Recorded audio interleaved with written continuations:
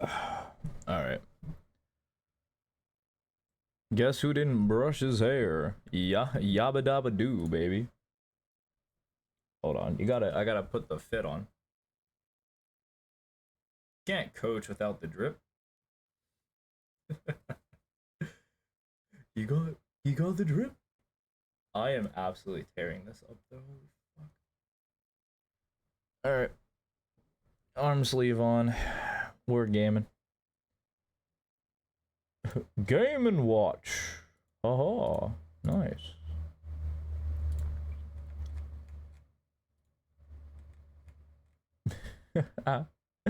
Oh man. Oh man, oh man. Alright.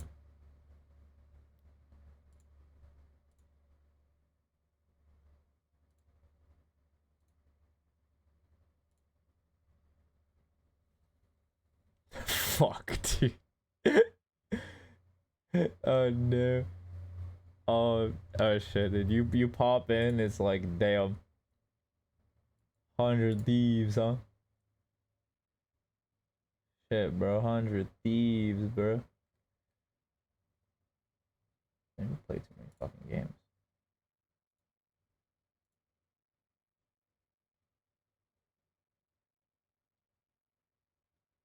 Damn, they're up 10-4. And now they're attacking. 100 Thieves attack was always good too. That's gotta be the saddest feeling on the planet. Fuck, dude.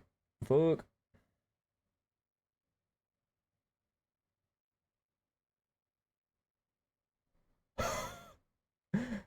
Dude. Stop. Cease your actions. Okay. We'll get it started sooner rather than later. I just need to get everything prepped. Give people a moment to get in this bitch.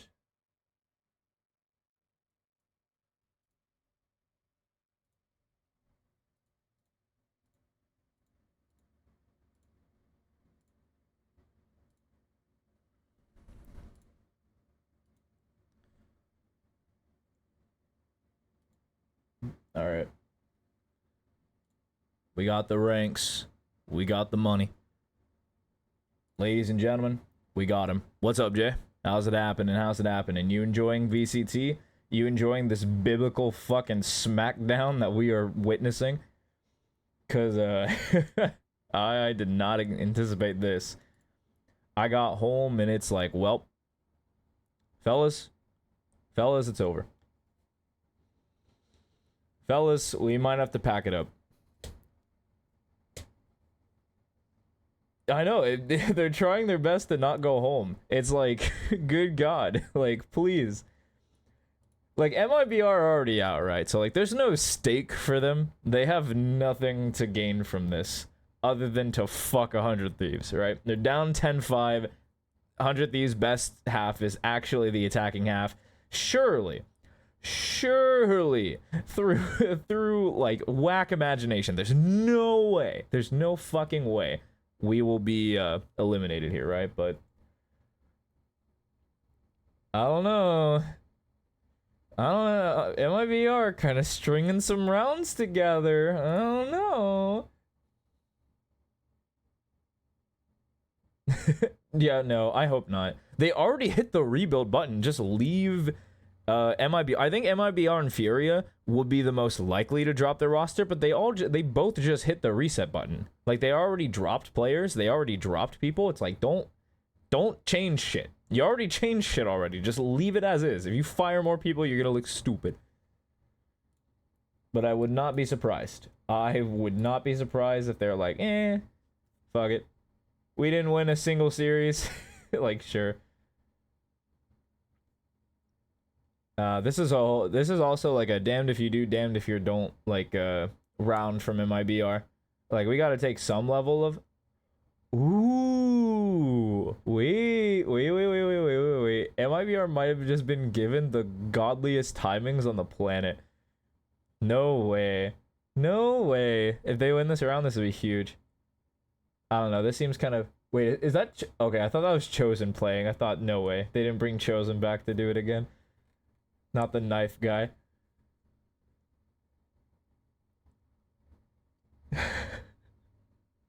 Please, please. Please, give me a chance in this round. Wow. Damn. Tough.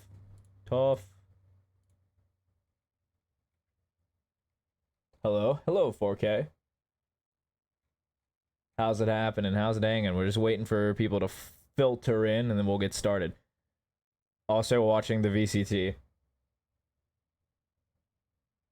Alia guy? No, he's a new player. He's a new player. I'm giving him benefit of that. He's very, very new. Like, this is his first stint in Tier 1 Valorant. He reeks of inexperience, which, hey, your first time up here, welcome. I think he needs more time in the oven. Well, of course, then 100 Thieves does some dumb shit like, oh yes, let's just W key through a Viper wall. Yeah, cool. This is the type of shit that makes people not believe in your fucking team. What was that? What was the call there? They just sent Asuna, Cryo, and Bang to their fucking, like their tomb. They said, no sir. What's annoying is EU and Busio can win this round. That's, like, super fucking annoying. This VOD is a fluke. If you talk like that ever again, I will stop coaching you. You played like this in a game, right? Like, you brought me a VOD, and you played like that in a VOD. You played the game. It's not a fucking fluke. You're capable of doing it. God damn it, Boostio. What are you doing? Stop winning.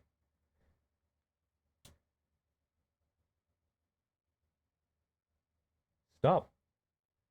I noticed it wasn't an icebox. I kind of skimmed through a little bit. Alright. We'll get started. I think the series is pretty much over. I'll keep it a $150. I do not think that game will go for much longer.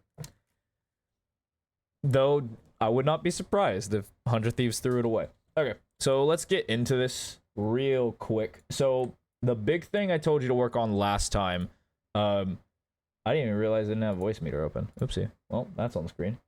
Also know what I was going for. Hold on.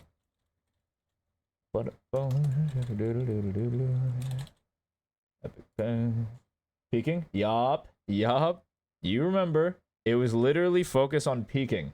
Because, by fuck, we just weren't doing it, like, at all. And so if you have been doing it, we'll continue. If you haven't, I'm throwing this away. Yeah, that game is a big donation. It's like, no. Big streamer, take my $5. And the other guy's like, no, big streamer, take my $10. Like, oh, big... that's what 100 Thieves and MIB are doing right now. It's great. All right. So let's get into this. Let's see what you got for me. So, Haven. The fuck is... You better not pick Cypher. What the fuck? Filling. You a KJ player? Certainly not, right? You're certainly not a KJ player.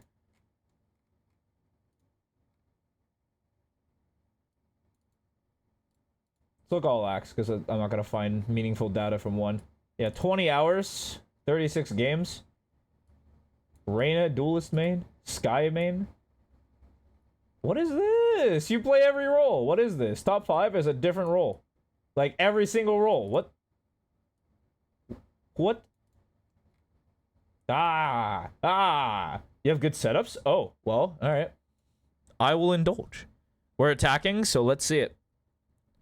It plays differently.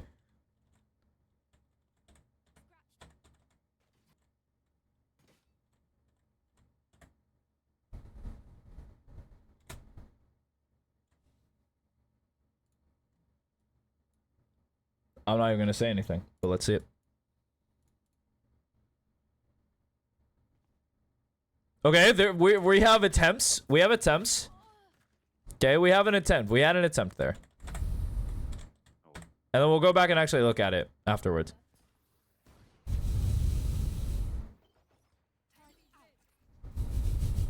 You are so not comfortable on Killjoy.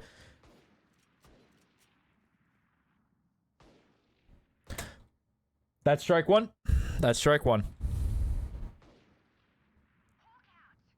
I'll break why that's strike one. So, we didn't pre-aim where we wanted to look. We're looking at bomb. And now we walked out instead of full peeked. Because I want you to peek with speed. And then you died. Okay, it probably feels better with you with a gun, yeah? If there's any flying. Fucking yowza. I got a turret. Enemy A.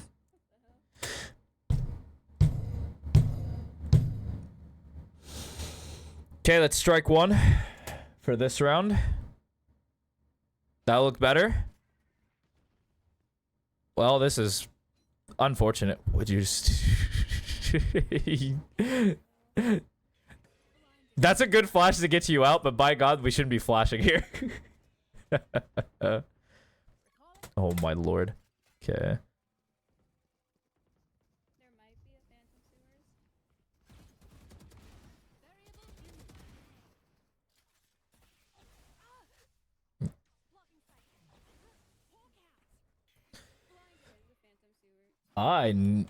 We're gonna fix this some more. It's still gonna be a... Oh god, yeah, because we're still not doing it. You're not envisioning people in like in areas. Like, here's how I'm going to explain it. In which you shouldn't be. Always, like for every angle. Let me close this real quick and Valorant out. Real quick for you.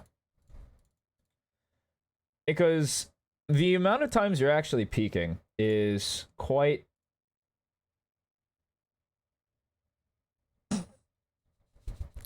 Sorry. Sorry, I saw something.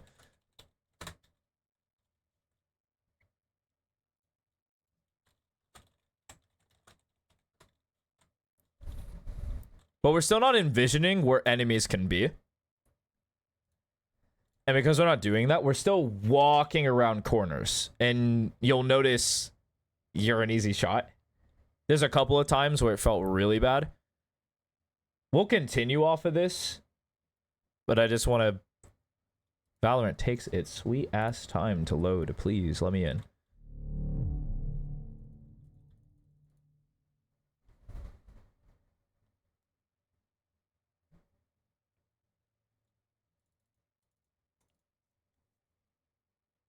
No, it's here. I'm a professional streamer. I know where it's coming. What's up, Raven? How's it happening? Let's pick you. We're on Haven. It's been a while since I played Haven. But I have a good figure. I have a good feeling of where people are going to be. Relax. I've already thought of everything. Third time playing Haven. All right. I know that this is really big inexperience gap, but I'm going to put a thought in your brain. And I want this to be your process. Because this has happened quite a few bit of times. Stressed? Then you should not be stressed. I mean, look at me. Cool as a cucumber. Yeah, that's So, the American the saying. first round, My ultimate is ready. right, we did something akin to this. And then, like, we thought about it. And it's like, oh shit, wait, I gotta peek this. Which, I'm glad that your mind is thinking of it. But notice how you came over here first round. And you, like, Here. got approached by this player in sewers. I want you to apply that to, like, this game. So, like, you peek this. You see that this is clear. Now, peek this. Or when you're scaling. When you scaled this way, you just kind of walked it. And you weren't expecting anyone. So, I'm going to show you common threats. So very common threats once you get really high up is someone jiggling here. Someone holding this because they have good advantage. Ooh. Parkour. That doesn't seem right, but control is jump now. Hiya. Alright. Someone holding this. Someone coming out to here, and then them peeking like this out. These are all common threats coming this way.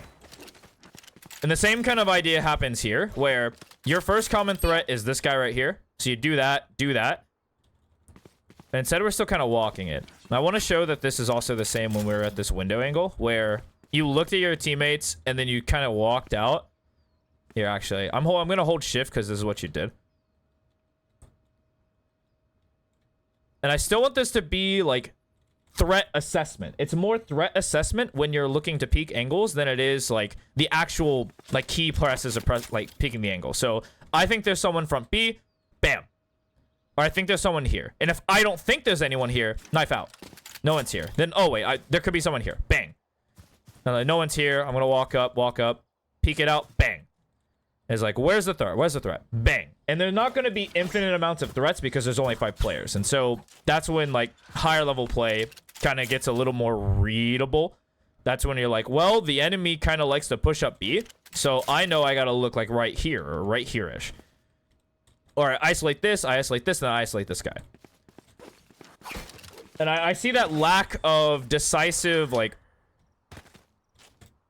I don't see an effort in trying to establish where the threats can be and where I need to peek so far.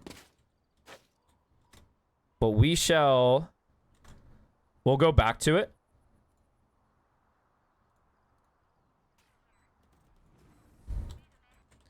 And see if you give me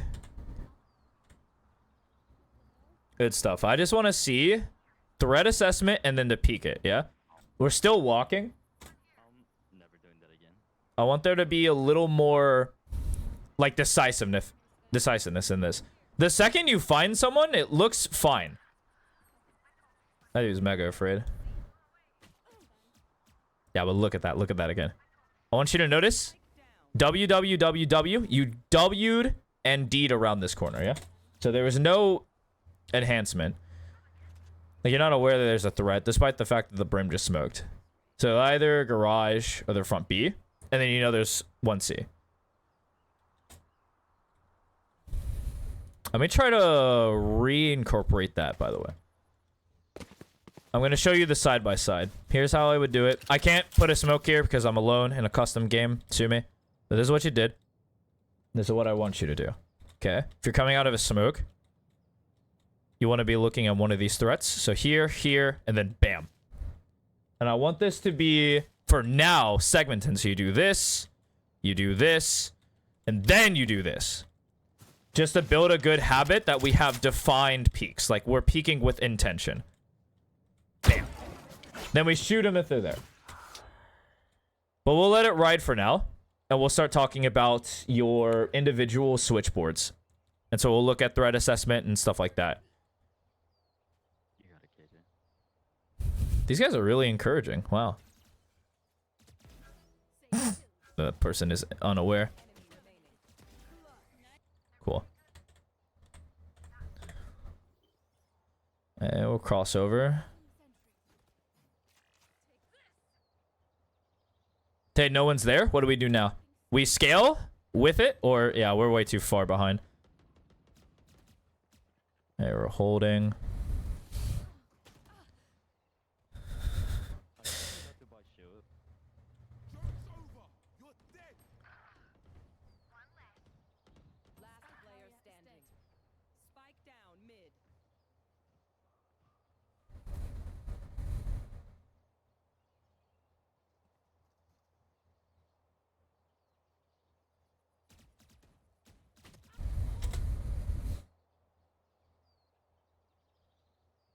You seem afraid.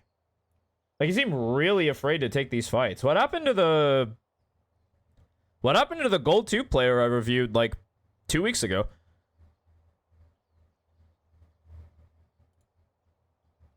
Because I know where your mind's kind of going to. It's going to like this stuff down here, your abilities. Like I know that's part of a problem. Because I know you're not a Killjoy player. You're over consciously thinking about that stuff.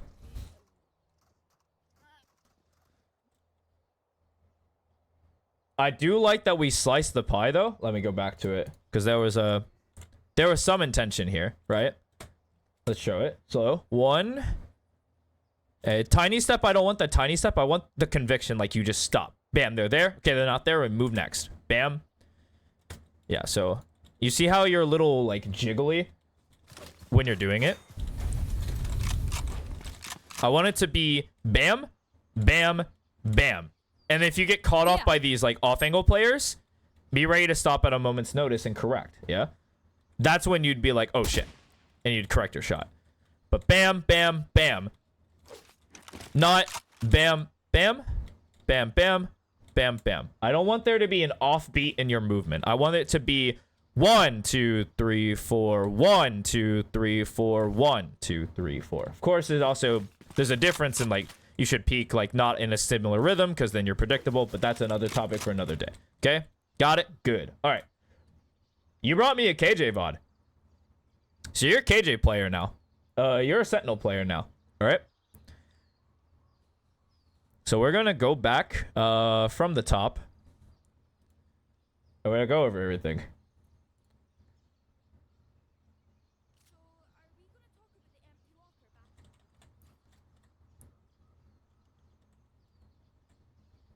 Okay, we didn't place turret first round. That's a big no-no. And the only way you're allowed to go away with this is if... I got the spike. You're only allowed to get away with not placing your turret if you're going to do something stupid like this. Like where press turret up and then you fight long.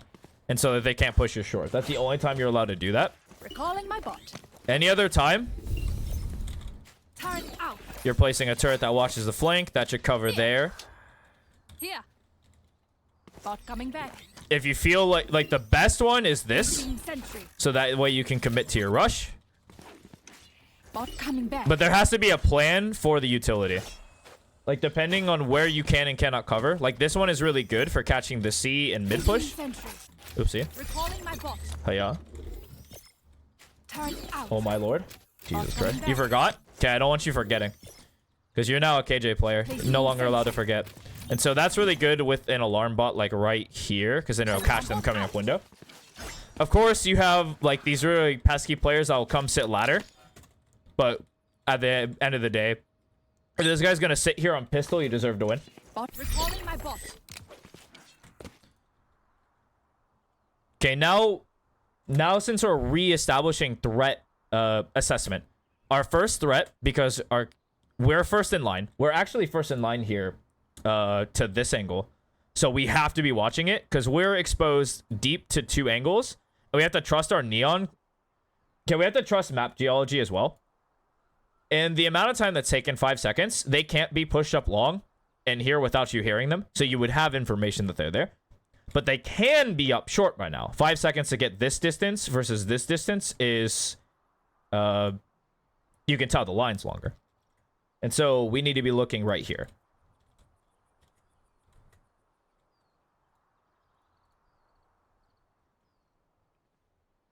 We find someone there. Yeah, and we get punished. They swing out and kill us. Okay, moving to next round. Same kind of idea. If we're not using our turret, like, what are we doing? I want you to have a plan for this turret whenever you're playing a Sentinel. I know you have a lot hella Reyna hours, so you're not used to, like, needing full sec, like, Sentinel utility. But if you're looking to go here, it's... Turret out. This turret allows you to scale here, play off your turret's contact, shoot them when they come down. But there just has to be something to go along with this. Let's run it through. Yeah. Same idea. I wish I caught this a second earlier. You're the furthest exposed to garage because they have a deep line on you. You have to be looking garage here. your teammates are watching mid. There's no threat. If you die exposed to 2 angles, they're bad, not you. And so I want your crosshair to be like... Would I be mad if you insta-locked Reyna? No, if you enjoy playing Reyna, go for it. If you want to be a duelist main, you better not be like locking just Reyna. I do want a movement duelist at some point, i.e. play Jett, play Raze, play Neon. I want you to have one of those two. And if that question is to avoid doing this KJ VOD, then that's that. You brought me a KJ VOD, I assumed you're going to turn into a Sentinel player after you hit gold. Which you did hit gold, so you should have you should be thinking about role identity. Yoru is a weird bag. He's not really a movement duelist. He's a flash duelist that just happens to have some sort of movement utility, but he's actually really hard to execute and hard to learn. I think out of all the duelists, not mechanically, of course, I think Raze takes the most skill mechanically. But Yoru actually takes a lot more prep than the other agents. And so if that duelist question was to avoid this game, because I'm showing a lot of points that you were missing here. If this is you shirking away from this role and it's like, I just want to play duelist, then we're done here. This VOD's over. Because I have a rule with my immortal players. This is a rule I gave to an immortal player I have in this chat. And my rule was you get 2 rules. Max. Because filling is not going to help you. And the only reason people fill is because they don't want to get flamed by their team. And I'm telling you right now, this Jett, this Neon, do not care. They do not care. It's not? Oh, it's not? Ooh, interesting. So, when that's not the case, we got ourselves a gamer right now. Now we got... If it's not the case, and we're going to be playing this, and we're going to be playing KJ, the only way I'll allow filling is if you play 1 agent per map, and you only get that 1 agent. Other than that, it's main role, and then in Immortal, you get a second one. That's my whole philosophy behind that. Because then now we're limiting the agent picks. And the only reason why this is significantly worse than this, where you just have 1 main role, is that we have to adjust playstyles too. Like if you're playing KJ, you're playing like the most scared player on the planet. When you play Reyna, you have such an aggressive personality that it's hard to contain you. Like you're literally... I guarantee you, if you were Reyna, you've already walked this way and you on your way to B. You still would have died to this guy because you're unaware of him. But I know this Reyna would have taken significantly more space than you in this first couple seconds. But I'm not going to sidetrack. We'll just end it then. But yeah, this is... Yeah, that can't be the case. See, we're running from this fight, right? Tell me if I'm wrong, but if you were Reyna, you would fight this guy, yeah? You would fight this guy? 1 agent per map sounds good. You gotta stick to it, though. If it's 1 agent per map, you pick an agent and you're not switching off it. I'm telling you. And it's slower. The whole reason why people do that is because people just... I tend to allow it during experimentation phases, but it's harder. It's way harder because you got to learn more. It takes significantly more effort to learn how to use this utility. It's easier to learn how to do the same role on every map and just play the agent because they're so defined. So you'll actually... And before you go away... This rank that you see right in front of you, if you go this 1 agent per map thing, it will go down. It will. If you forget this, if you stop focusing on, establishing threats and peeking them with intention, you will drop. And if you don't do either of these two things, and you stay around the same or gain rank, you'll hit a wall. You'll hit a beefy wall where you're not improving because your mindset is not stuck on it. You drop anyway? All right.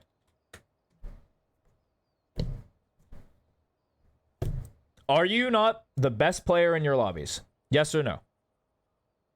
This is a mindset check.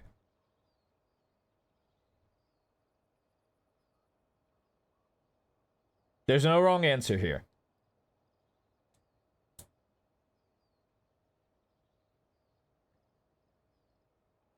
What I ask? Okay, I'm gonna re-say it. Are you the best player in every lobby that you get in? Yes or no?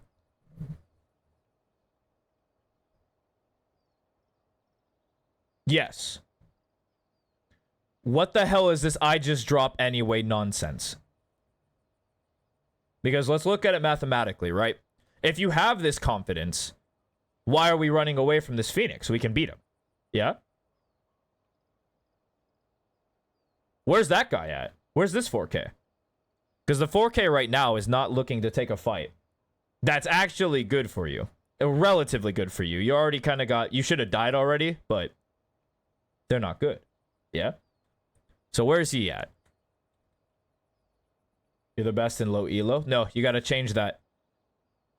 I'm the best in low elo, and then the next statement is, then I'll be the best in mid elo. And then I'll be the best in high elo. You have to understand there's a process that I'm the best right now, and then I'll keep getting better. And then I'm not the best right now is the next goal, and you're like, I need to improve. And it's a cycle, and we're going to love the cycle.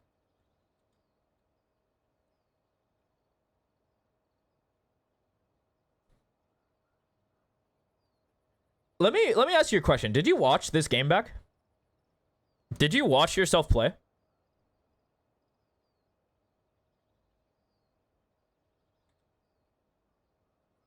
Yes, you watched this game. Did you watch a pro VOD right after you watched this game and compared and contrasted how you played?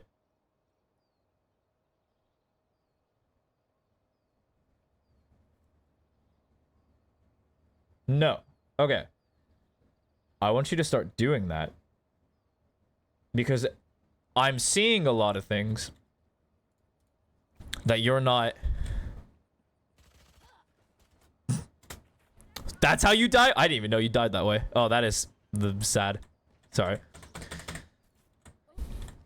But let me just go through this round real quick.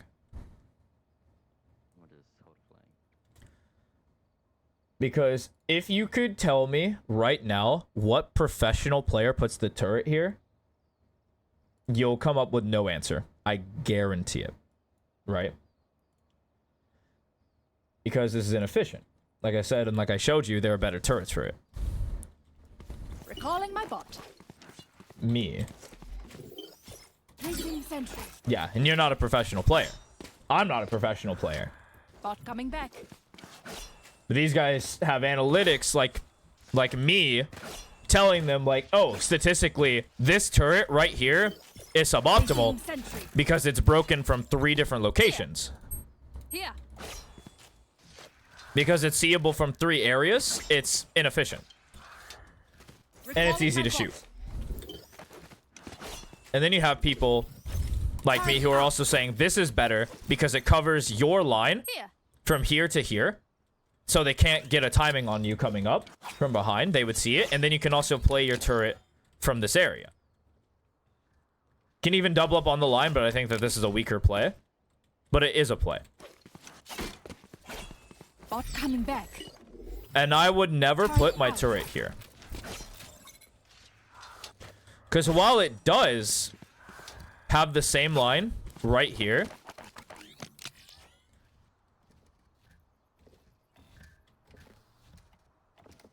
you're not able to punish with this. And it actually... Because they'll hear it much earlier, they can prep, pre-shoot, kill, and then now your flank pressure is gone. Not to mention, if you had to go to site, like let's say you're needed with the execute, you physically can't help unless, like, the threat is right here. Here. Or the threat is on this side. So you cannot physically help with Here. this side. Bot coming back. In regards, if you put it here, Placing sentry. you can come onto site and help. Bot coming back.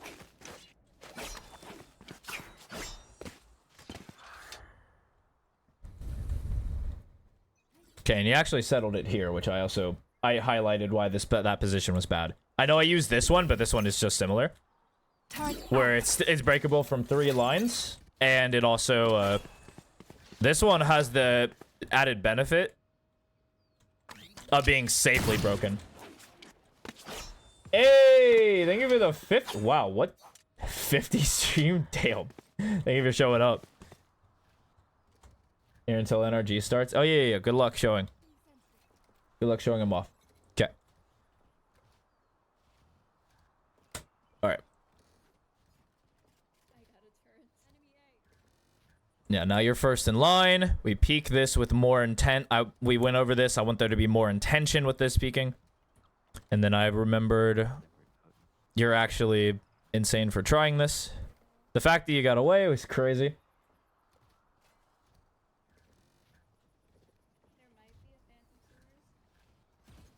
Yeah, not looking at you. Aegis whiffed.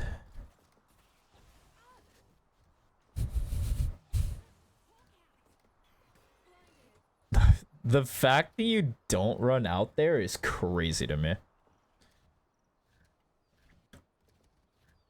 recalling my bot. Let me pull this back. Let me pull this back for you. Because I know if you were Arena here, you would just run out with that flash, yeah? Like, there's not a doubt in my mind you wouldn't just run out with that flash. But what made you turn around? I want your thought process. Like, what made you turn around and want to come this way?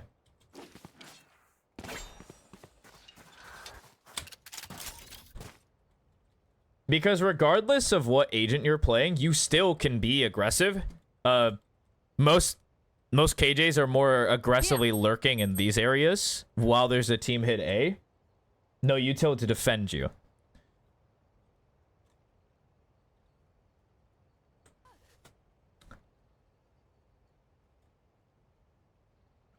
You're worried about flank. After you've killed 2 people on A, you know there's one more. Now, I will concede, they do have a couple of flankers. Their Phoenix pushes out Garage, but he never flanks, so you actually can't confirm that. And the Sage did flank, but they pushed A after walling short. So, it seems unlikely that they'll be flanking you, right?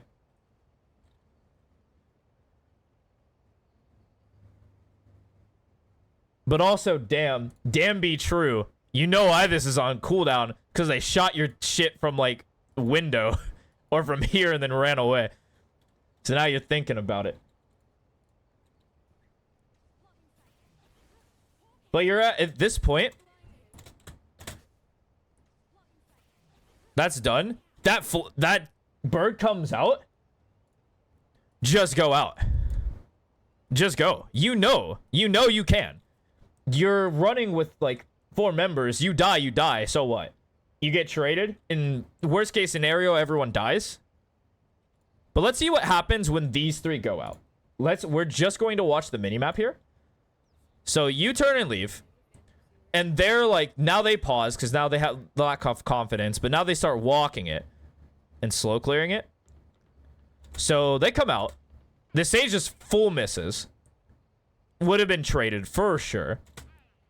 There's the Sova. Just dies. And if that Sova would have killed you, you would have got traded for sure.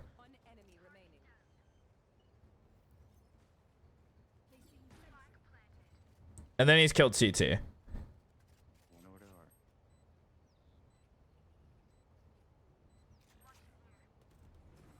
Your Sentinel days are over. Brother, you haven't even put, like... Do you want me to pull up the amount of hours you have on agents? Because I did this with a previous student. He came in, we talked about VCT, and then we talked the hours. Right? So let me show you your hours. Real quick. Just to show. So this is your page. This is your competitive hours of all acts. This is your entire gameplay throughout all of history. Okay?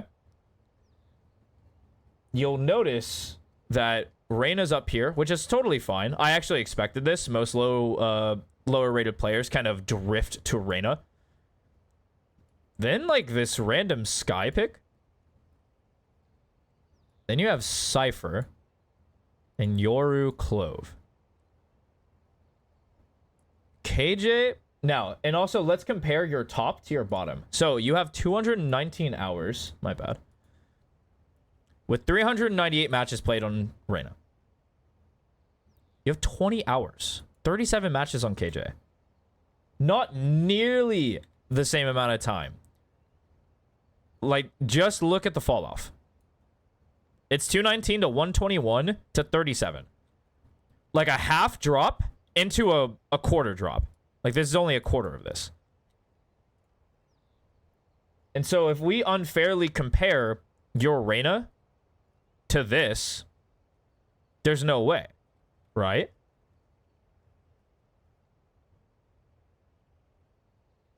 Used to main pre-nerf. Yeah.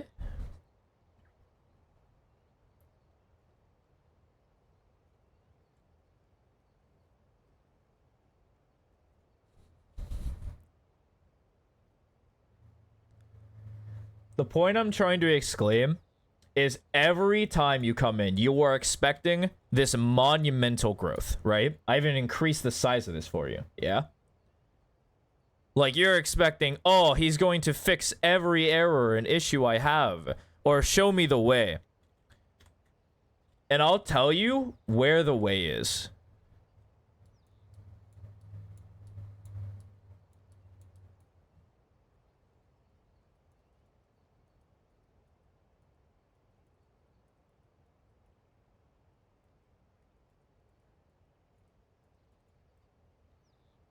I want 1,000 hours of thoughtful Valorant.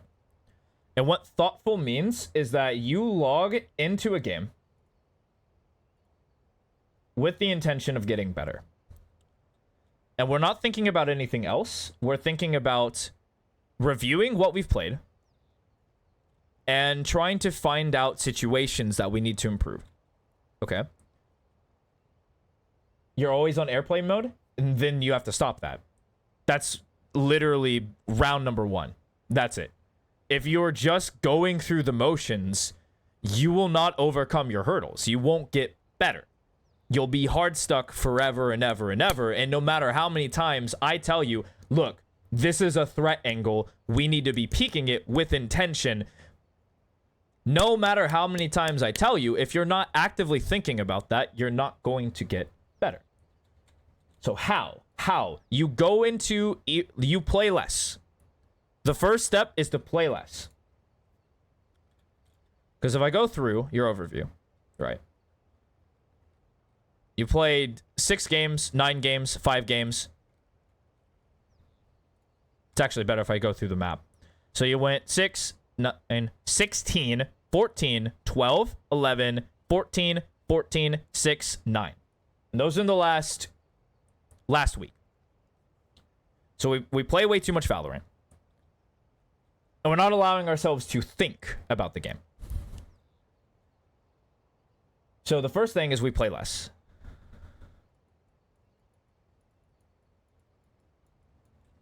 The second step is when we play less, we're then allowed to VOD review more. And so we'd watch ourselves play. And when you VOD review, you want to be looking for stuff that you can notice. For example, if I go to your game, we'll just watch a round, one round, and we'll look at the fundamentals. Like, we'll look at our crosshair placement, how we move around the map. Were we aware of an enemy? You know, we'll watch stuff that we could physically see just for this round, okay? So if we look, crosshair placement slow. Now we're looking at nothing.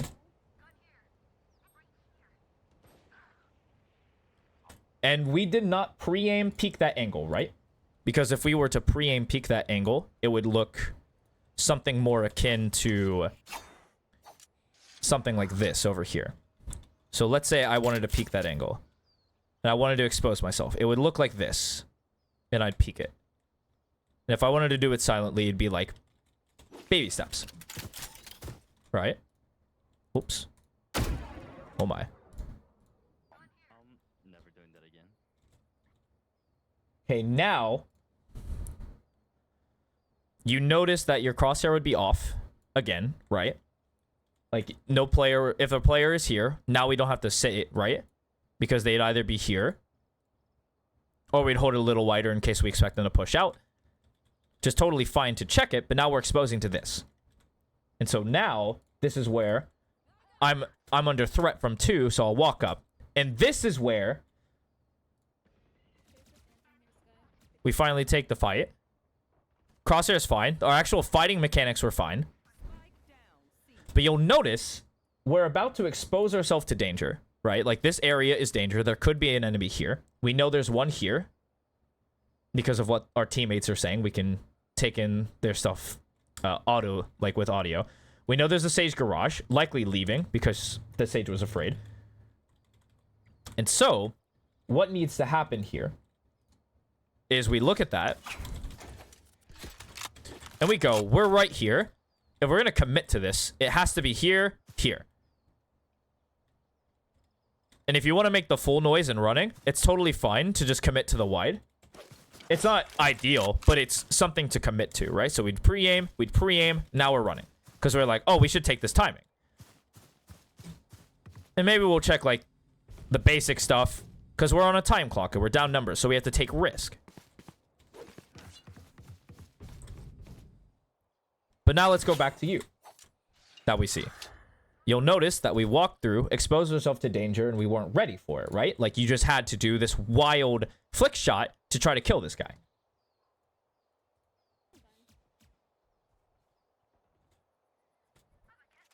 Going into the smoke, that's a little more of an advanced topic, so we're not going to, like, I'm not going to go crazy about it.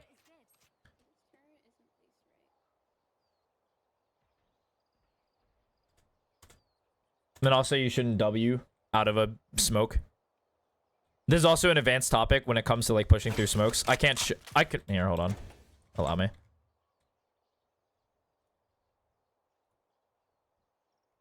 "30 seconds left. Remember to talk to each other out there. If we communicate, we win. Launching smoke. So if they're good, they do it like this. But then when this happens, you just kind of have to gamble it. And you peek out here and then probably die to this guy. Or you peek out here and it's a gamble, right? But there's like... And if you need help with that, Right you'd here. ping the spot. Peek out.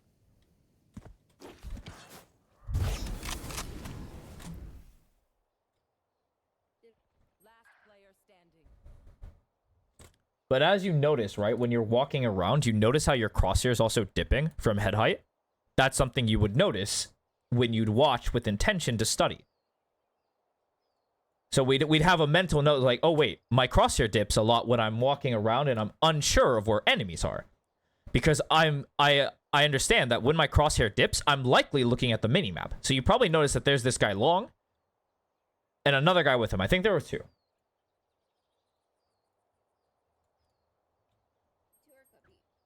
Yeah, and then they call it. You got it, KJ. That guy's unaware, which is funny. But notice how when you peek this angle, after you break the drone, notice how your crosshair was still dipped, right? Like you weren't here. Because if you did the like up to down, I would have commended you because like, oh, why are they grabbing an orb out in the middle of nowhere? But notice how it's right here. And then you have to make this correction because it's too low. Then after you kill her, you snap to this one, which is a good like thing to do. Like you'd snap here. And there's a little bit of in control, but that's totally fine. But notice how it stays low. And by the time you expose this guy to the angle, you're looking at his crotch, which is not going to kill. And by the time he re-peaks, you're at his head. Because you had time to adjust, right? Like, if this guy just killed you right here, it's like, oh, nice try, Killjoy. You tried your best.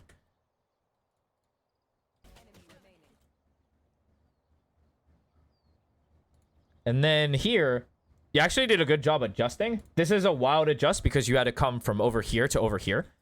And so I don't expect that to be super accurate. There's no reason to expect that from silver or gold. And then you headshot, like, sure.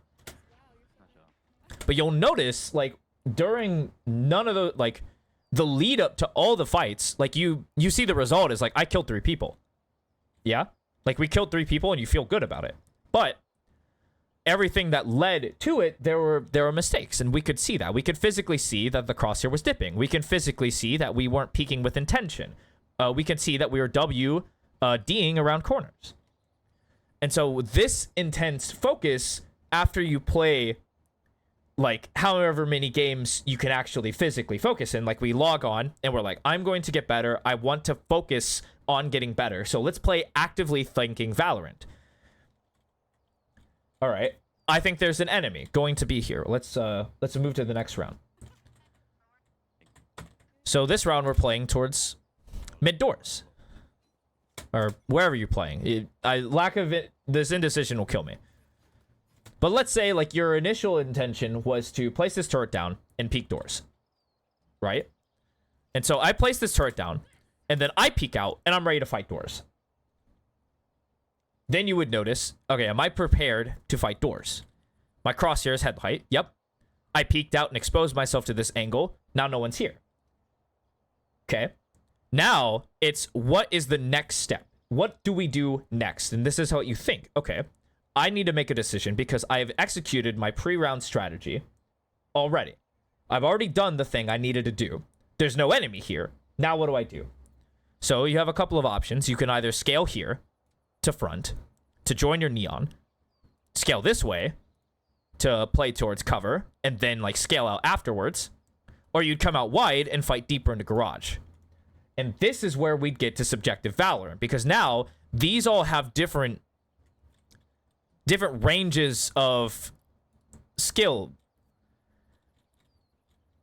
Because a high-rated player will tell you that this play is really bad. Like, if you just walk straight towards doors, you're going to die. And I'm going to tell you that if you peek wide, you're exposing yourself into a 1v something where this angle is actually not advantageous for you. It's a fight, yes, of course, but it's not great. What I would say, and this is where we'd get subjective, is you would scale this way and then join your neon. That's the strongest play. And there's no. We're talking this situation right now. We're watching the VOD right now. You're playing KJ. And because you're playing KJ, there's no if this was Reyna. We're playing KJ. And so in this situation, we need to be scaling close to the right and then playing with our neon. And that's how we'll think. Now we've made that decision. But instead, we've made the decision we're going to hold. Just, again, another fine decision. They have a Phoenix flash. He likes to flash this, so it's not the best idea. You'd actually want to be playing right here or here, so you can play Anti as he swings out. But it's a decision. And so, he's taking a fight. And now you're playing a Phoenix. He crosses to the kill zone.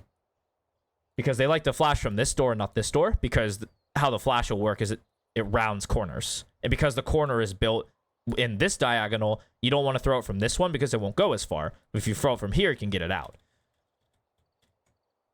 And so now, this is where we'd open up another door. We're in this situation. I'm out in the open. How do I avoid dying to this Phoenix? How do I get a good fight from the Phoenix's point of view? The Phoenix, what he's going to want to do is he's going to want to come to this door and flash. Right?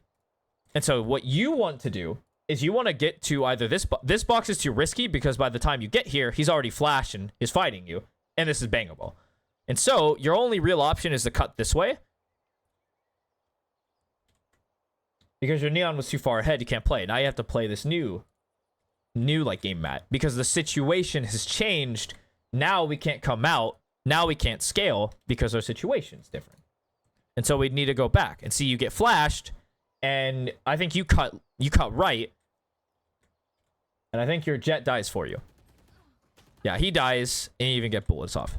I kind of forgot to buy shield. Yeah, and I don't care what he says. Now he ults. They're fighting. Last player standing. Spike down mid. And this is where we looked at it. Where now you have a couple of threats that are possible but unlikely. So you're in a 1v4, so you have to take risk. So now we're going to make the decision to push up. And we're carefully checking everything, right? We're doing those jitter steps. We talked about it. At some point, you would realistically want to like commit to this fight instead of just like dance around with him. You're just giving him more time. But that's a subjective take. If you looked at your movement, which we did earlier, you would notice that you have this little stutter step that makes it unaware of you, like you're unready to join a fight if it presents itself, right? Because you're moving and you'll be inaccurate. And that's something you can see. But then it's like taking this engagement is an absolute. It's a 1v1. Your gun's fine. This guy's trash. You just take it.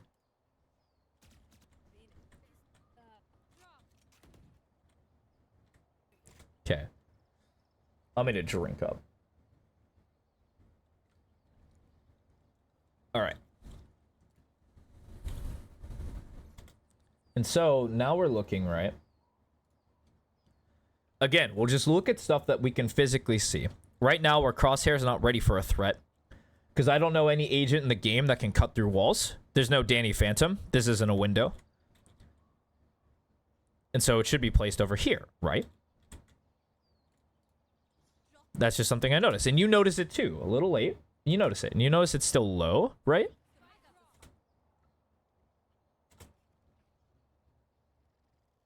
Okay, now we have to make a decision. Are we going to walk up here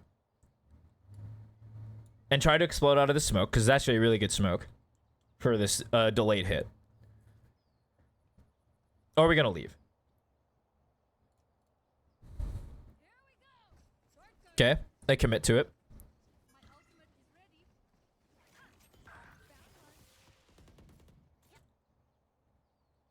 Yeah, no. I know you're close to smoke that, and it's a good smoke. It's a delayed hit. So you smoke this off to deny vision from these guys.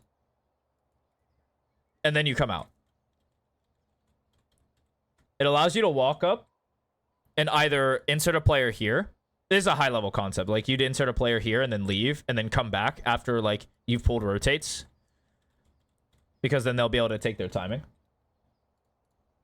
I knew you close smoked that. They don't have a close.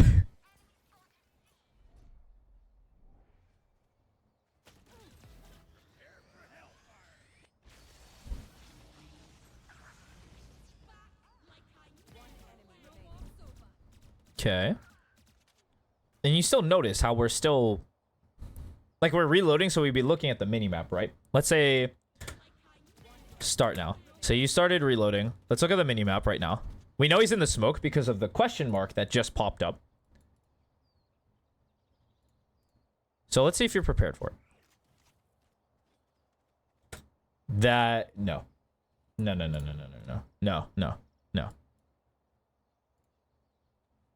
Nope. You're not allowed to leave in this situation. I don't care how comfortable you are in any sort of play. You're not allowed to leave. Your Jett's on C. You have the spike. You know the other guy's on C. You're giving him a 1v1. You're not allowed unless it's confirmed. Like, unless the Jett says go A.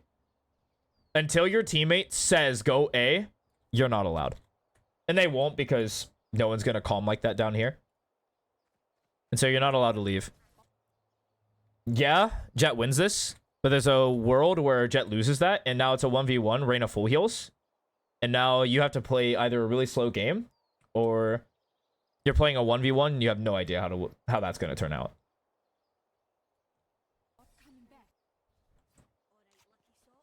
So like in that situation... But you can tell, right? Like you're looking at your own gameplay right now, right? And you're thinking.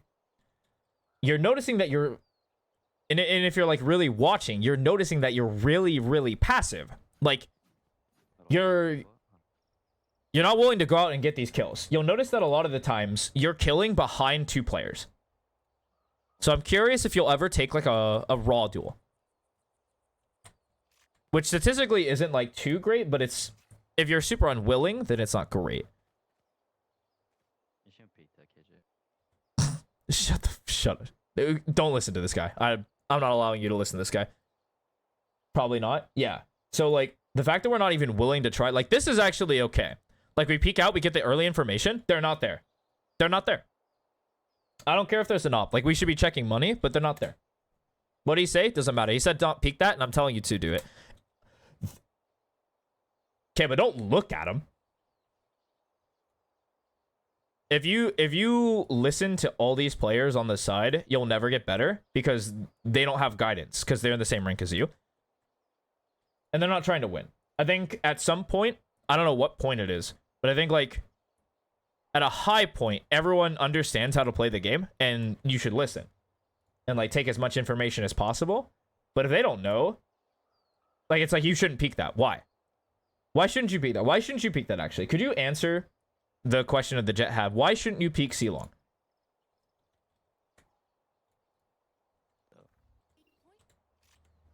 You take a look at it? Finally. Okay.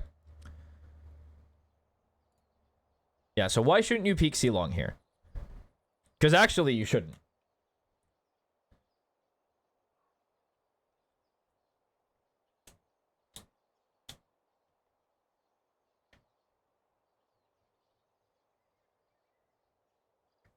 You don't know? Okay. So when you're making decisions in the round, there is a clear line of what you should be doing. When you start a round, your pre-round prep in your mind is a couple of things. It's like you should be thinking ults, money. These are first and foremost. These are the first things you look at for information on how you want to play the round. And then it's like slow, fast, and then you're like, where? Based off of all the information that you just have. Yeah, they can buy op. Yep, they can buy op and they can buy... They have one with 9k and then one with 5,500. And both of these players can buy op. And that's why you shouldn't dry peek C-Long this round. Because they could have op money. That's why you shouldn't. And also you don't have a gun that's really built for it. You bought the Phantom. And so if you had a Vandal, this looks better, right? Because all these engagements are super long. But you didn't buy that. And so you would just lose to the op regardless.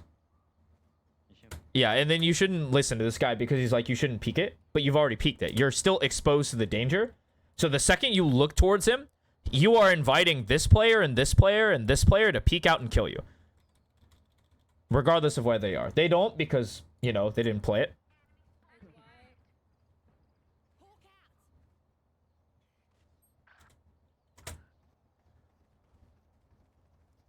Okay. Alright, it's cleared. It's actually not cleared. No one cleared it. Alright. This is a KJ issue. You don't need to put alarm bot on spike because you'll know if they're on spike because they have to tap it. It'll make a sound. So you don't want to put this here. You'd want to put it like over here or CT. If you're not going to use it in the pre-round, by the way, you still have this and this. So that should have been a plan. Like, oh, I have ult, let's go A. Or, oh, I have ult, let's go... Like, you shouldn't ult C, but you can. Or, oh, I have ult, let's ult B. Or whatever, you just need a plan. It's really strong to go A because it covers everything, like, right here. You can even fake with it and go B. Because it takes A and B space. But yeah, then the alarm bots make... Or, not the alarm bots, but, like, the nades make sense. But yeah, this should be set already. Fortunately, you have players that are just lurking on the other side of the map. And so, because of this... When we're looking at our utility, there's only a couple of areas that can really be, and it's like this area. So now, your next decision should be made based off of that. So you have a couple of options, right? You can join the player on site because they're on site alone, and you can fight with them. And you'd come out, hold this, or be ready to fight with them back here, and they'd call for it, whatever. You have that option, or you have this late option. And one of these options are worse than the other. The funny thing is actually this answer, like this flank is stronger in theory because you have nades, but it's actually weaker in this situation because you guys are alone. The flanker has to be this Jett because they're the latest in the action. Same with the Neon. Both those flanks are going to be super late. And so we need to come on to site as fast as possible and help out. Yeah, you can't stay here. You have to go to site. Okay, so they smoke this. So where's the next threat going to be, right? Like, this is smoked, and smokes are scary. Smokes are bad walls. So they smoke this off. And what this smoke does is it opens up back sight, right? And so they're likely going to be coming this way. With that in mind, you know where you're supposed to be looking, right?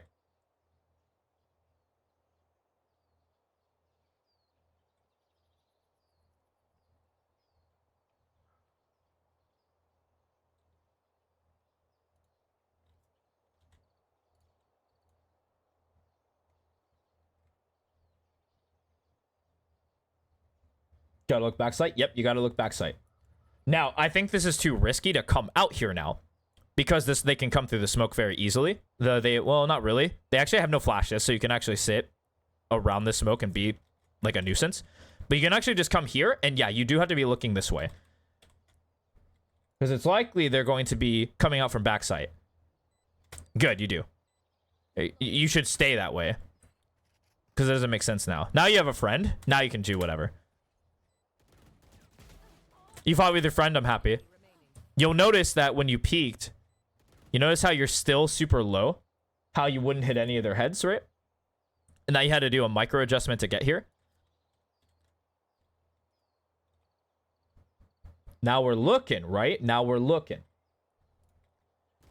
Yeah, so you hit that adjustment, but imagine what happens if you hit that guy off your peak. Just think about the frames you'd have. Because we'll count them. So let's say this is your peak. This is the start of it. So you have 1, 2, 3, 4, 5, 6, 7, 8, 9, 10, 11, 12, 13, 14, 15. Now let's say you're already ready to kill this guy, right? So you already are shooting this Sage in the head. So let's say you're already ready, right? So that's 15 frames. Then you have 1. That was 2.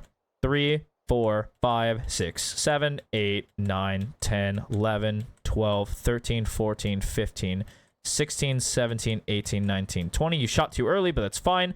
22, 23, 24, 25, 26, 27, 28, 29, 30, 31, 32. You have 32 whole frames to now shoot this guy, right? If you peeked off this immediately and then shot him, which is roughly, depending on the quality of this video and stuff like that, it's roughly around 500 milliseconds. So you'd have an eternity to shoot this guy. And it's likely you can kill 2. But you've noticed it, yeah? You're noticing it. Is the key part. That's really funny. Yeah, we just keep noticing. You can kill them both without dying. Yeah, pretty much. But you're noticing now that, like, when we were talking about crosshair placement earlier in the day, notice how now it's like, it's dripping. I'd say it's dripping down. Because we don't have crosshair discipline yet. And so what crosshair discipline is that it's always ready for the threat.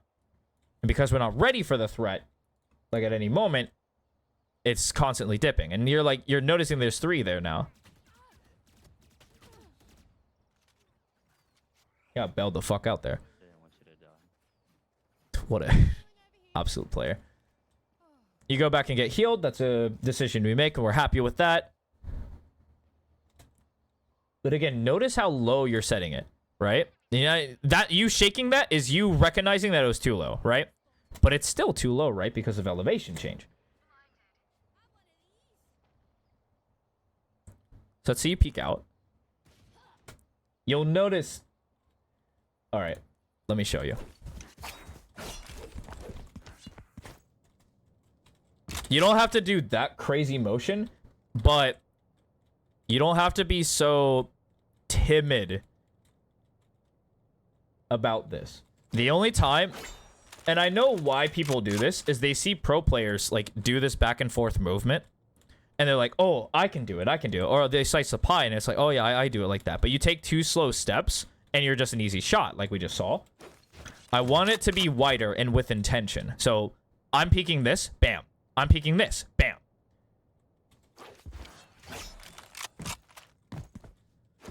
And the only reason that pros do this is actually to stay awake. They'll do this to stay awake. Because it's very likely if you just sit here and hold, you'll fall asleep and your brain won't be actively looking and thinking of the crosshair. And then people fall asleep and die. And that's why they do it. But we're going to go with a little more confidence. And we don't care about your teammates. We don't. If they clutch up, they clutch up. They don't, and they didn't. I gotta. No. How am I in there? What's wrong with glasses?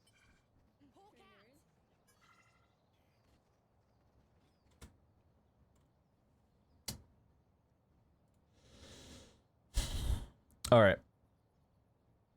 You're 5th man right now.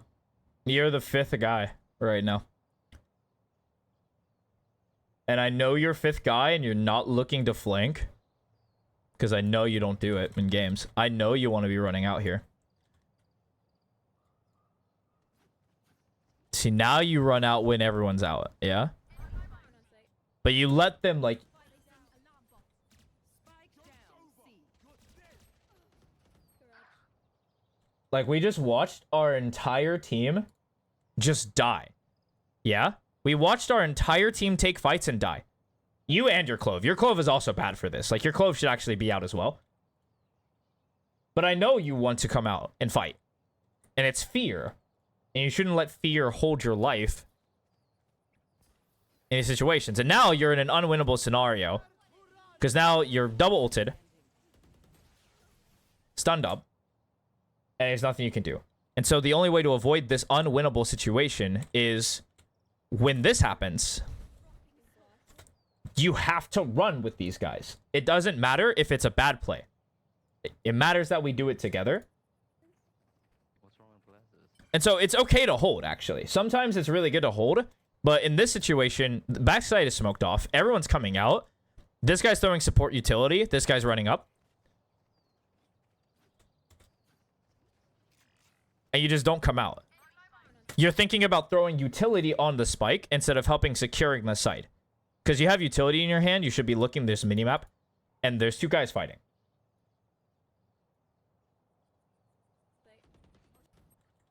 Yeah, because we're playing a role that we don't play, it's been showing yourself. It's been showing that you're not ready to play this. Okay. First in line. Yep. Notice your crosshair dipping. Yeah, because we're actively thinking, right?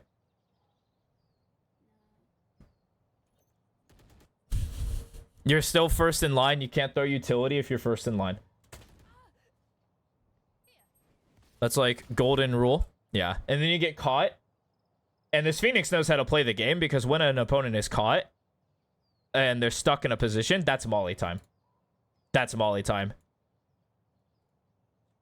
And you got punished for it. He comes out too. This guy's a freak. Yeah, and you just lose the round. There we go. You're not first in line right now, so it's not as egregious, but please be looking here. It's where the enemy can show up. And so lower it, yeah. So you're aiming for Shaquille O'Neal. Okay, dog doesn't see nothing. You're in a smoke. Now we're walking in front of us. God. You can't use the ult. You didn't have a plan for it. Look how many fights that your teammates are getting when they're getting into sites. Like, you are afraid. You're deathly afraid of this position. See, look, if you come out together, that is literally the perfect example. You guys don't hard clear him. You come out together. He shoots one person, and then he would have got traded. Like, he whiffed, of course, but, like, you traded immediately.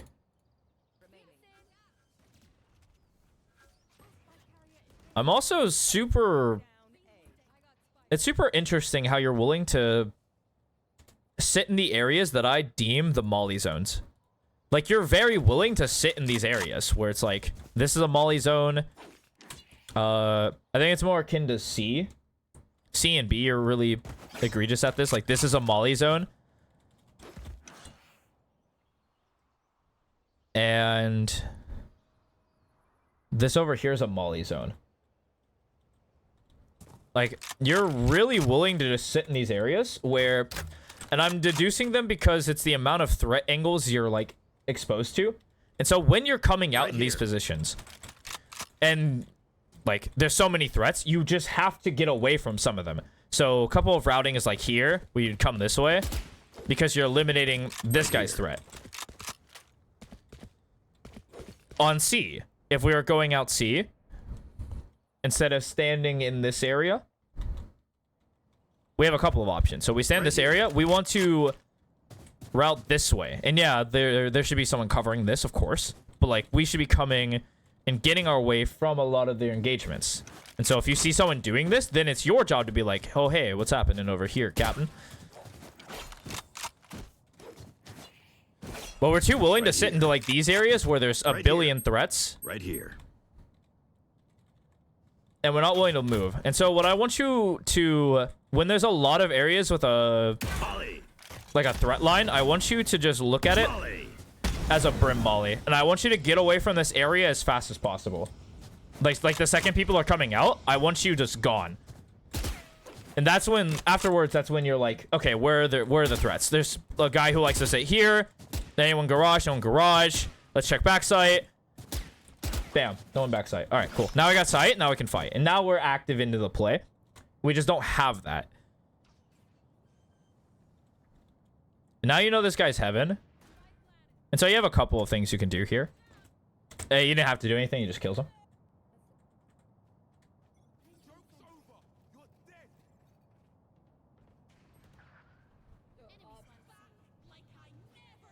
Yep, there's the op.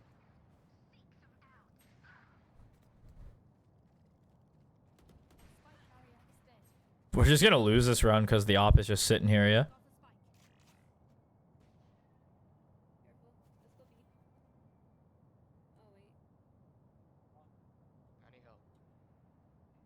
Is that the first time you spoke?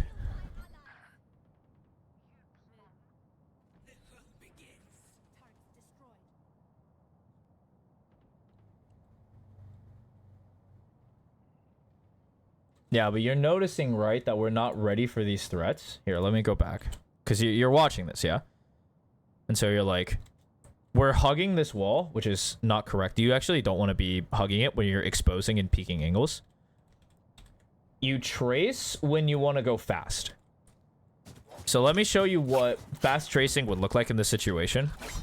So speed is of the essence, and I need to trace things. So I'm looking here, and I'm exposing myself to everything really quickly because I don't have time.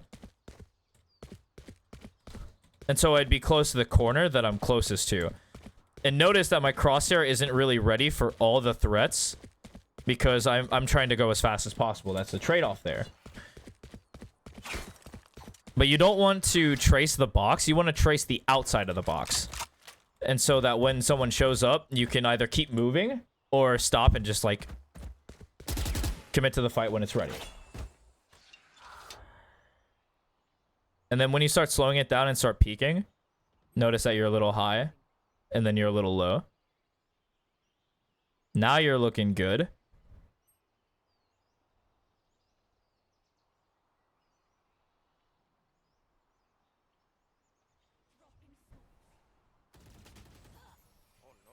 Anyway, all good. Who cares? All right, but that's attack. And what we notice is that our core fundamentals have been lessening, right? So, like, we noticed that our crosshair placement and crosshair discipline have been dropping. And we're acting more scared. Despite the fact that we're a Reyna main. And so we would notice that in these, like, when we're watching our VODs back, and be like, okay, well, let's let's load into this game, and I'm going to try to take engagements by thinking of threat angles. And I'm going to keep my crosshair up, and I'm going to actively think of these things until they become subconscious. And the act of making an idea or concept or fundamental subconscious is by making it conscious. And by doing it a lot, you build repetition, it becomes subconscious over the course of time. That time being different for everyone. I've known some players it takes roughly, it could be anywhere between 5 games to 5 hours to 5 days to 5 weeks. But normally it doesn't get past this line. Typically, if you get past 5 weeks, that means you're autoing.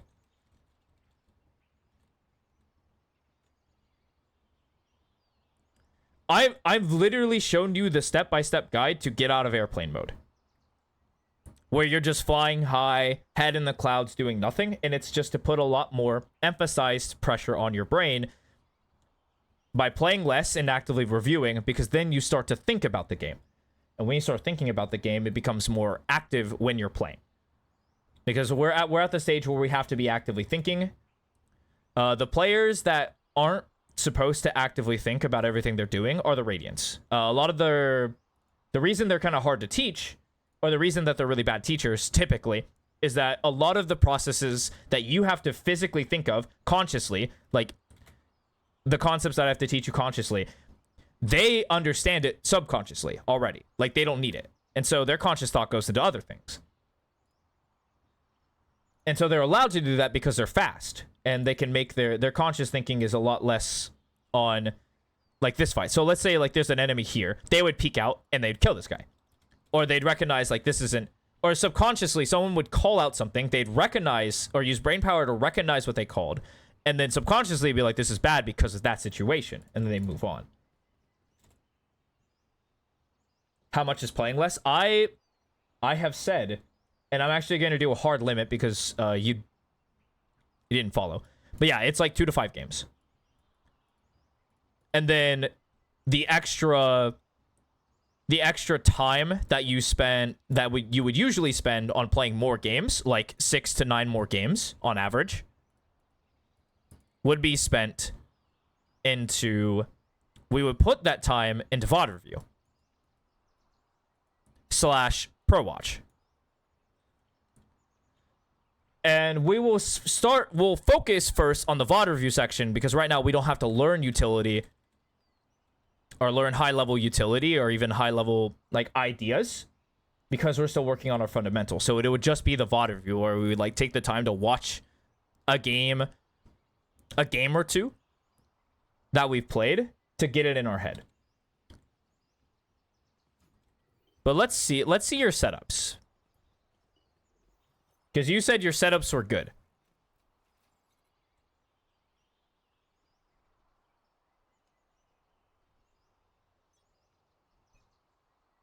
All right.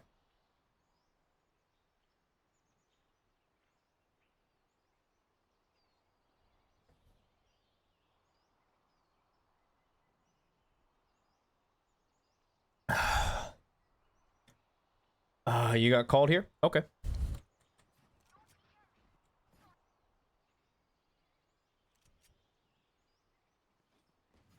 And now you're locked into the game, right?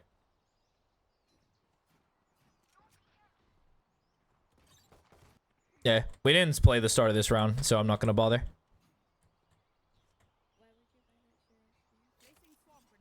I cannot. What is... Okay, So did you get called here too?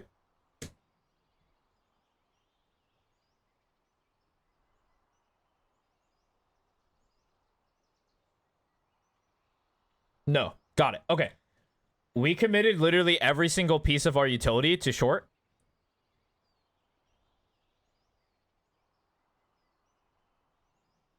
This is not good. And it's because our fundamental knowledge is down, because we don't have time focused on it. And so, what you would do is, KJ, on this map, and this is very map specific, and I'll talk about it very quickly because I'm not going to see it for the rest of the game, is you want to be controlling as many lanes as possible. And so what you'll see a lot of pro players do is they will play KJ more towards mid and C instead of A, because the utility is a lot stronger in those areas comparatively. 30 seconds left. Thrifty. Peaks now. Everyone makes fun of German efficiency. Ha ha. Just keep laughing. So you might have as seen a use couple all of my gear. professional games, and they would do something along the lines of this. Like, they would put alarm bot out. here, a KJ turret somewhere in garage. It's either going to be on this line, Recalling my bot. or it's going to be here. Turret out. It just depends on what properties they want to give it. And here gives you full garage playability. It allows you to like come over here and play off of it. And this one just makes it harder to shoot. Now notice in your defensive formation now, your Venn diagram is this.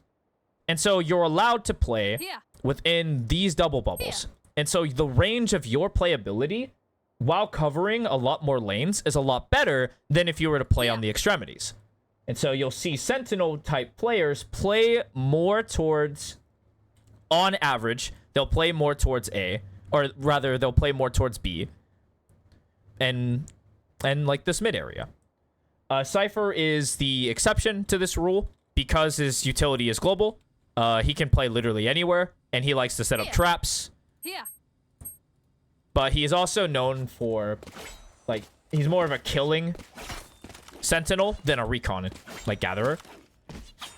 But if he does want to do, like, if they do want to use him for the recon gathering, they'll likely use the B trip and then a C trip. And then, bam, we have mid controlled, and then the next Sentinel, he can now play over towards C. He can early cam towards C. He can early play A. It's just whatever, like, you need for, like, for your strategy. Bot coming back. And so it's really jarring to see all this utility just A short. Because now you have this constant pressure of A long. They can just walk A long. Of course, they can't go short. You have like you put... Alright, and we just took that away.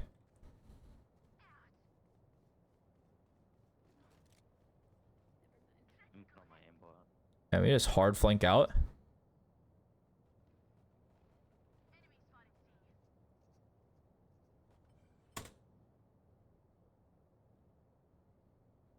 I'm just saying, a cool guy would get wide and fight here. You're in an Omega winning position. Like, I will tell you right now, the best play is to not peek these guys. But if you were cool, you'd fight them. Said you hide. And if we're going to play contain, come this way. Because this contain angle kind of sucks. You're really close to the cover, like 2 meters.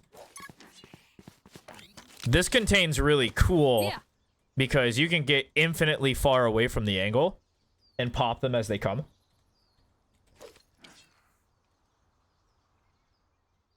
It does, in your situation, it does cause you to, like, you have to get wide. But that's fine. Take the fight. Back away. You're cool. All right. Well, if you're cool, when you're walking up, you'd peek out. And you wouldn't check here. It wouldn't make sense for someone to be sitting right here. This would be uncool.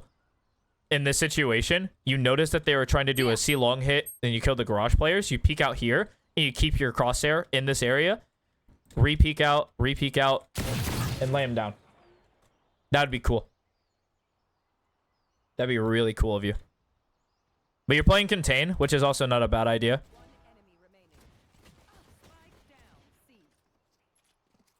You're funny. You're funny. Okay. But then you'll notice how you peek this. Take a wild guess. Take a wild guess. So this is a peak line. And this is your line. So we're going to fix this, right? We're going to fix this.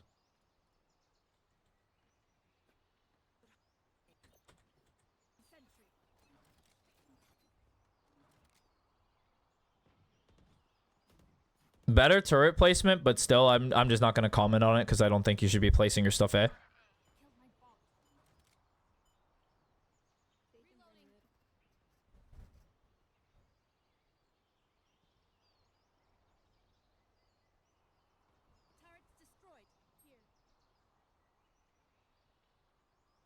Oh, yeah, also just kidding. That's a really bad turret placement. It can die from both sides.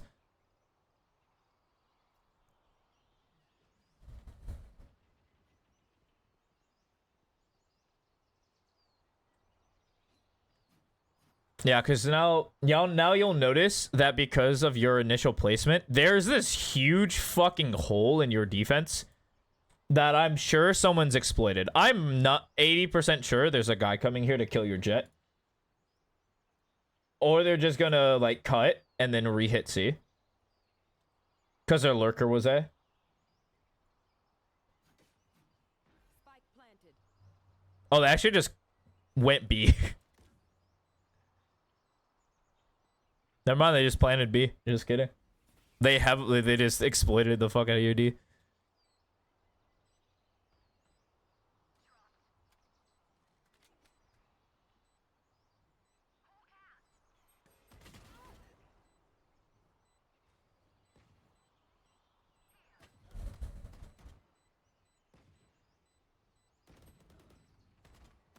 One enemy remaining. Last player. There's just a lack of initiation from you. Like, these stats are cool, don't get me wrong. Like, of course, I'd love to see 15 kills, like, low deaths, good assist numbers. I mean, higher assist numbers, of course. I'd like you to be more active.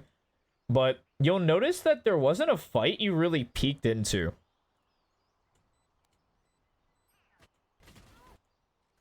Notice here that we were kind of afraid to peek this guy, and then we hold him. Yeah?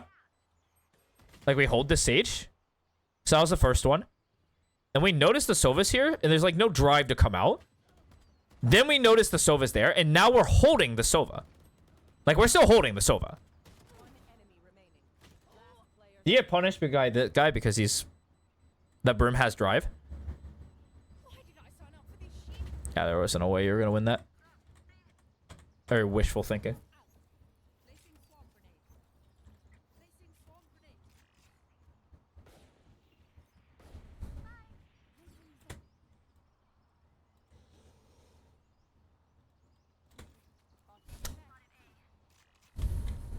All right.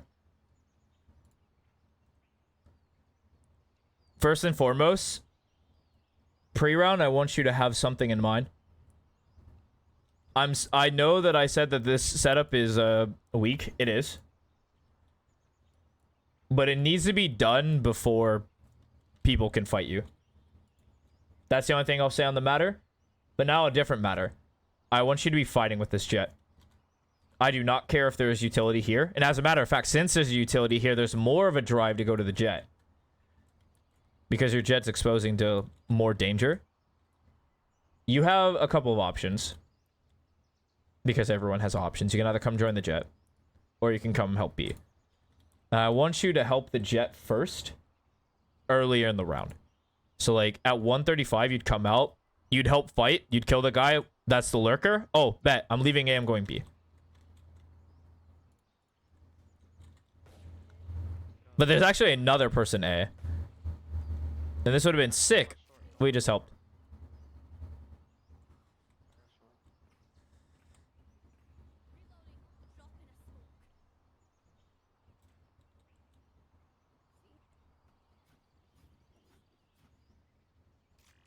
Yep, there's the threat. We realized it a little late. Spike planted. Yeah, and you'll notice that you're panning a lot.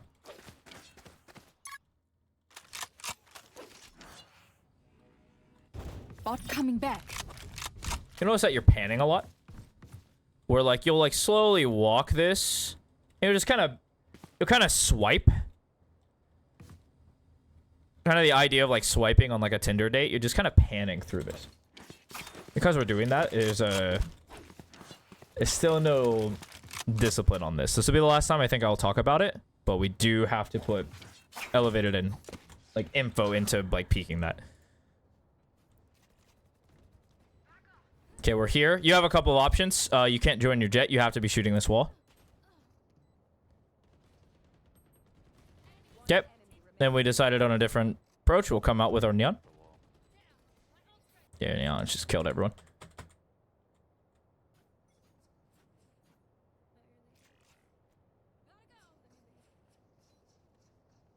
Okay. Because we have the leeway to leave, we can.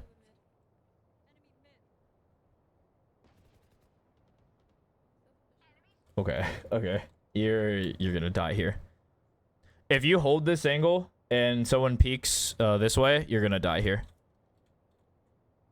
Let's see if someone peeks here. You hold too much? You hold incorrectly. You should never be stationary when you're holding an on angle. Note that you're in a pretty basic position. It's actually a position that also fights early. Or it's a position that gets smoked off pretty frequently. And these are fights that they actually want. The fights that they don't want is when they're coming out and they're exposing themselves to more of main. That's why you kind of smoke it off. But if these guys have balls, you should die here. Okay. He was stunned, so he shouldn't have peeked. Okay, you got bailed. Neon bailed you the fuck out. Go set up. It's too late now. You honestly shouldn't put your utility anywhere. Like, if you are, you just kind of have to set up a turret somewhere. Like, we should swap this. If we're going to do this setup, allow me to show you proper. You should be doing what I've been doing, where there's a turret garage, 1B, then your alarm bot B. But if you are hell-bent on coming A, should be turret for there, and then here for long. Like, if we're going to play this, I want this to look something along these lines. The second one doesn't really matter, but it can be like right here.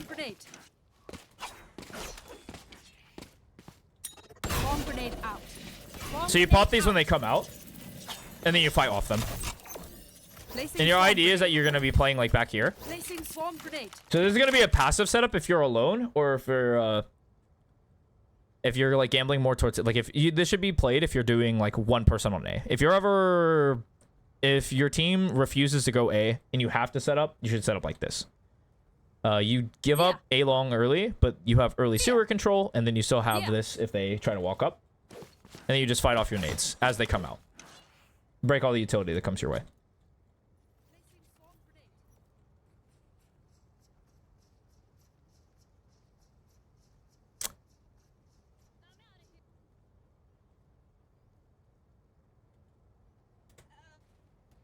Okay, we're just gonna skim through. See if anything pops out at me.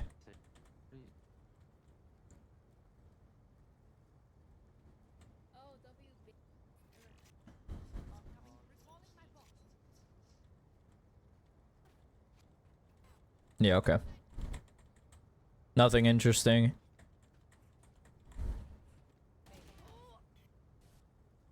Die, sure.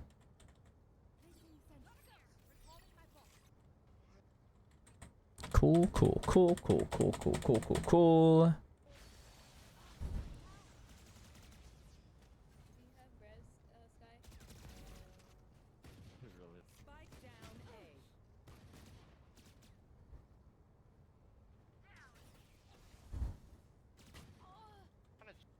Okay.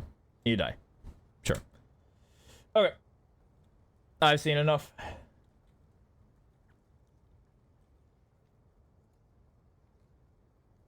They find you. Yeah, we lost our notes. Yeah, we lost our last notes. So we still have to go around. Recalling my bot. Recalling my bot.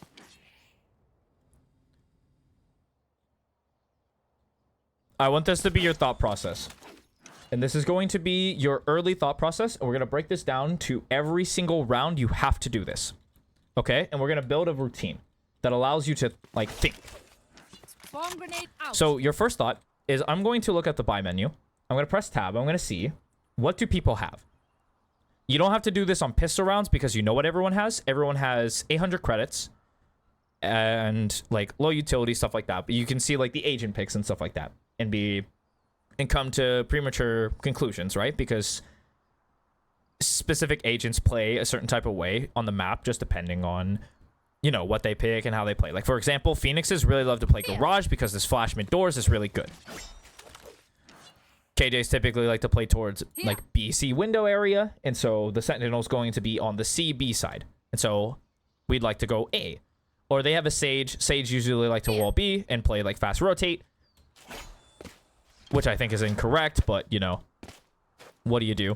I think that the good one for the Sage, unfortunately, they have a Sage and a Phoenix. Both agents like to play Garage, so that's annoying. That's whatever. But then we'd make a play. So let's say, okay, we know all that. Let's go A. And then you'd be like, okay, so if we're going A, where do I need my turret? Or where do I need my utility? And so if we're playing KJ, I need my turret to watch behind me as I scale up and still be available if I come out. Okay, that's the next thought. But then, yeah, it's look at creds. Look at ult economy too. I have ult where I want to use it. If you're KJ, there's strong ults everywhere. Just pick one. Bot coming back. Then after that, you make your play. And then you're like, okay. Where's my threat? Where's my threat right now? Like right now in this specific situation, where's my threat? I have two players watching long right now, so my threat is short. So I'm holding short or I'm scaling short, right? And if I'm scaling short, I'm trying not to scale in a way that lets me die. Because I don't want to die when I'm W keying. I want a fair fight. So I want to fight them. Like I want to be engaging when I'm peeking. And so I scale when I think it's safe. Or if I have friends behind me holding it.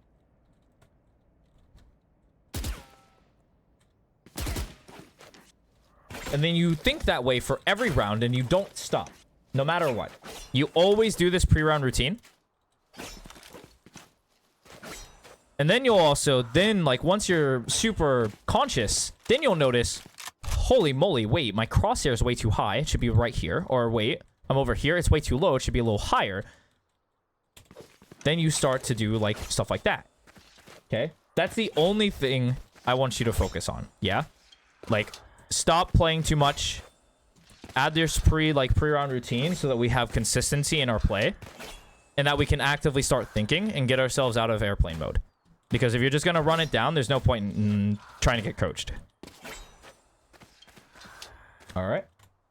But yeah, I'll write it down. I'll have it.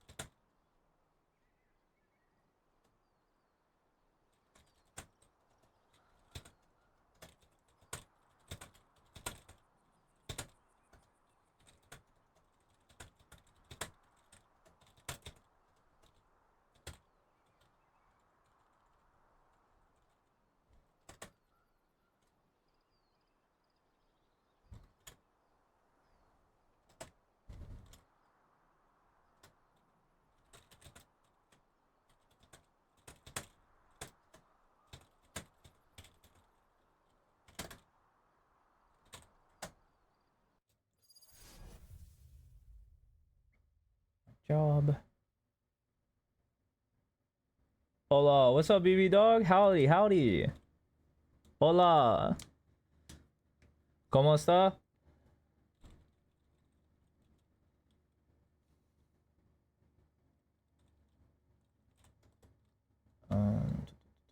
Totally, do I need to do my job? Muy bien, excelente. Si se con nanos de... Fuck, it's been a while. Oh boy. I need to talk to my brother. I need to talk more to my brother. Yeah, my Spanish is also pretty rusty. I won't bother. How's it been? How's it been? Utility, do I need to do my job? Where are my threats? Repeat. What do I say? You got me? Nah. I already messed up the bit. I'm not committed to it. That's all the Spanish. Damn. Oh, man. Both of us have to go back to school, bro. Or fuck, just me, actually.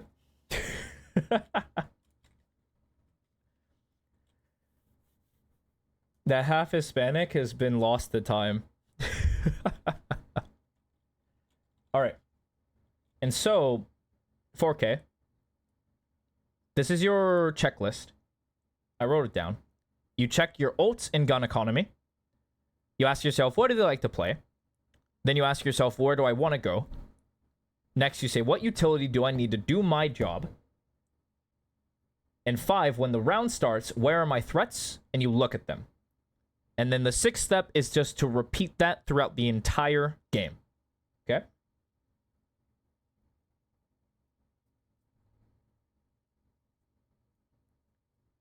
And so we're going to do this to fix our biggest issue, which is not thinking.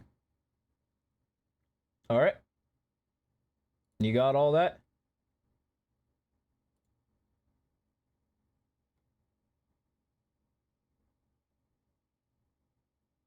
You got it? Perfect. You're good. That's done. You're done.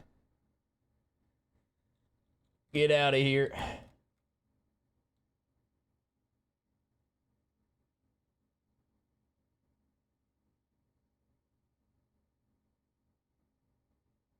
I just read that last statement and I'll tell you right now. I told you that. I promise you I've said that. You send you it? Yeah, I can. Also, here, okay. This is for every student that is here.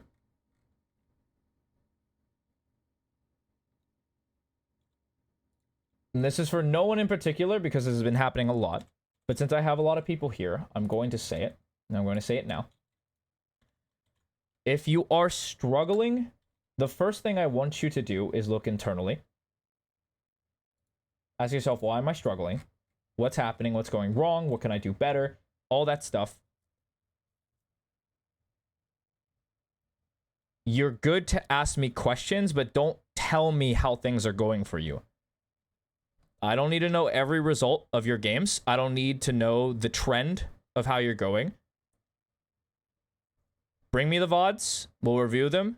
You'll see progress. Okay? Okay.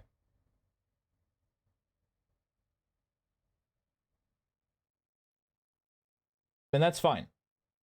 If you have questions, I'll answer them. If you're just telling me things, I will not be interacting with it. Okay? All right.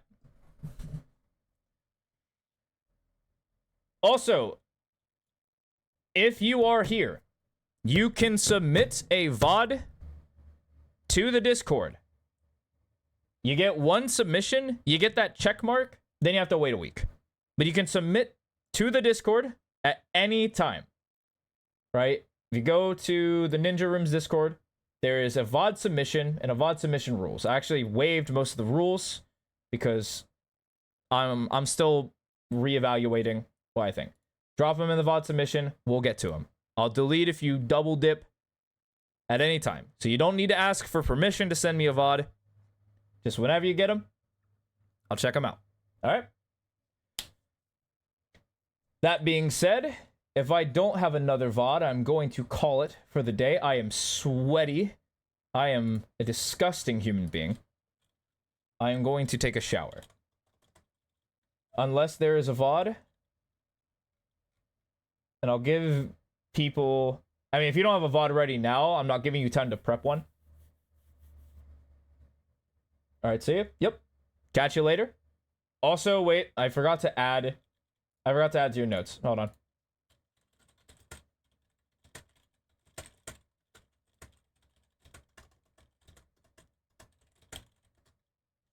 There you go. Now you can go. Now you're good.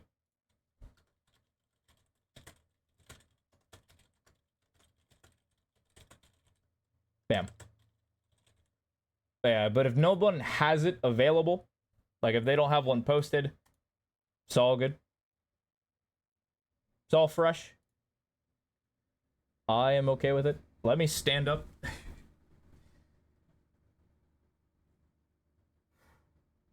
Oh, it's like super stuffy. It's like what? I know a lot of people use Celsius. Give me a second. It is 27 degrees Celsius out right now. And I'm wearing full black with an arm sleeve because I'm cool like that. Right? And it's super humid because it literally rained for like 2 seconds. And then the clouds fucked off out of nowhere. Area's like gone.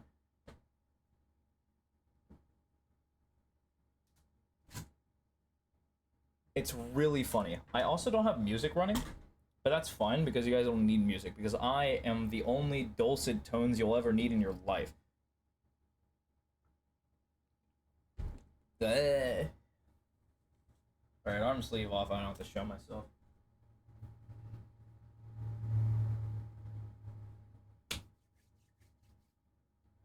But that being said, before I go, if you have Valorant questions, feel free to ask. I'll pull up Paint real quick.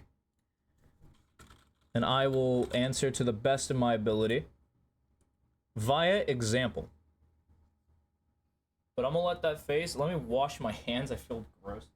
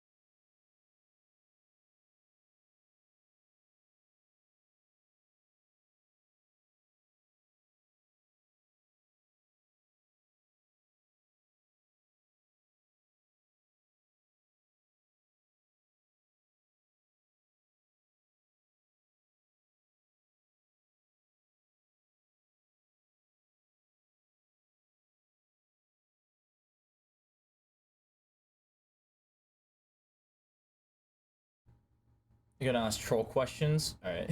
Nice try. What time did I give people? Fuck, I don't even remember. I've been gone long.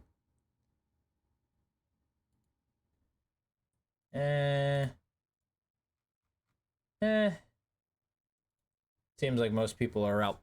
Okay. I guess that does it for today.